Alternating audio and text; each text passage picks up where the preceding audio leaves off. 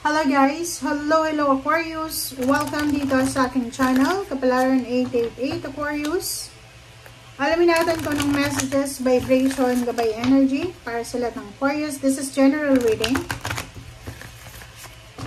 Tingnan natin Aquarius kung anong messages, vibration, gabay energy.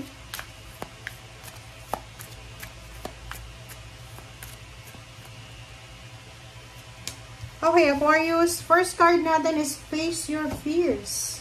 Release the power of fear. Ano ba yung kinakatakutan mo? Comment down below.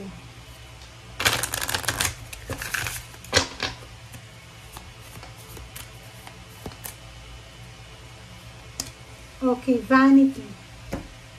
Kaloka to. Perfection. Nako. Aquarius. Nakikita ko sa'yo dito, masyado kang nakafocus siguro sa material na buhay.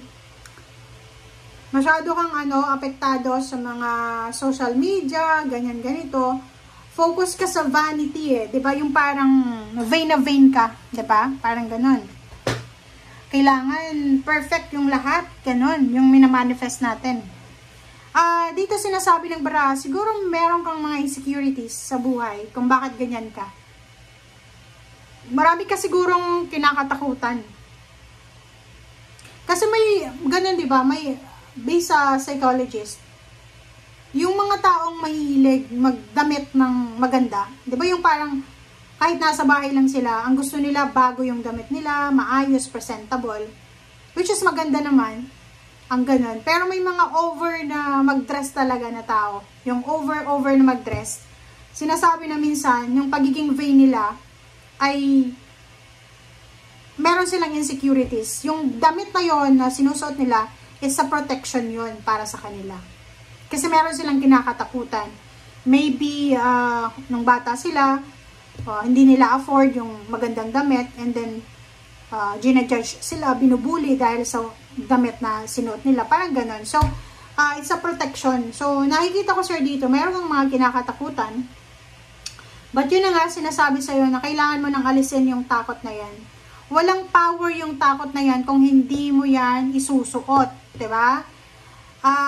Natatakot ka sa mga mangyayari sa future.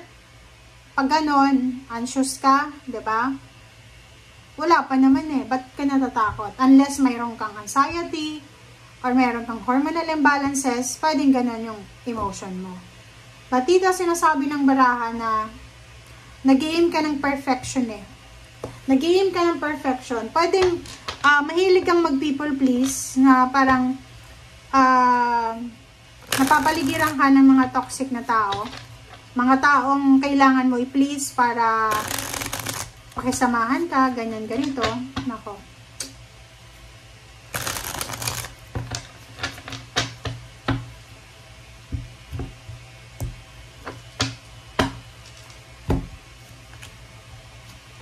Okay, first two cards natin is Page of Cups and Ten of Swords. Okay, Page of Cups and Ten of Swords. Sinasabi ng bara sa'yo na may incoming reconciliation or pwedeng merong mga pagkakataon na darating sa'yo sa mga susunod na araw, buwan na taon, na you will reconcile with your past. Ang dami mong magabagahe, maraming grudges ka and resentment. Kung makikita mo dito, nag-aim ka ng perfection kasi pwedeng binubuli ka dati. Pwedeng yung mga kamag-anak mo dati ay sobrang sama ng alam mo yung pakikisama sa'yo. Yung parang hindi mo naramdaman na importante ka. Kailangan mong i-please sila para makuha yung attention nila. So nakikita ko sa'yo dito, huwag kang mag-alala. Kasi sa mga susunod na taon, makaka-recover ka na dyan sa mga, kung ano man na trauma na yan, traumatic experiences na yan na pinagdaanan mo. The Emperor and Two of Swords, sinasabi ng bara sa'yo dito na may kakayahan ka na ma-reclaim yung power mo. May kakayahan ka na makuha kung ano yung gusto mo. Ang problema lang dito, kulang ka sa confidence. Or pwedeng kulang ka sa connection, kulang ka sa boost, parang ganon. And Queen of Wands, sinasabi ng bara sa'yo, you have freedom to choose, to be happy, to be sad. So, parang sinasabi sa iyo dyan, Aquarius, na ikaw yung driver ng buhay mo. Ikaw yung may dala-dala kung ano talaga ang gusto mong mangyari sa buhay mo. Okay. So, next cards natin is Knight of Pentacles and Justice. Sinasabi sir dito, Aquarius, na isang financial news, financial offer, pwedeng contract signing, new job, new career, new house, kung nagre-rent ka lang, or kung ano man tong papeles, dokumento, na pwedeng pagkakitaan ang posibleng i-offer sa'yo. Wow!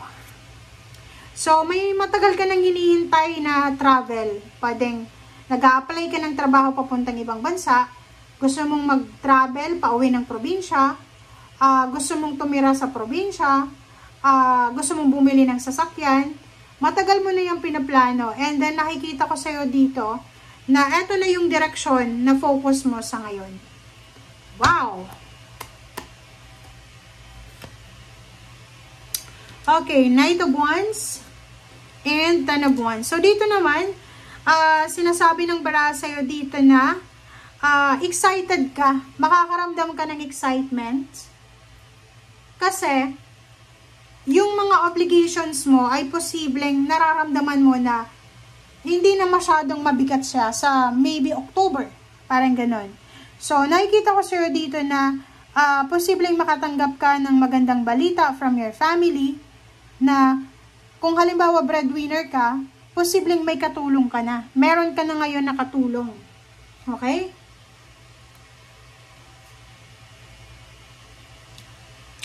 Okay, the World card.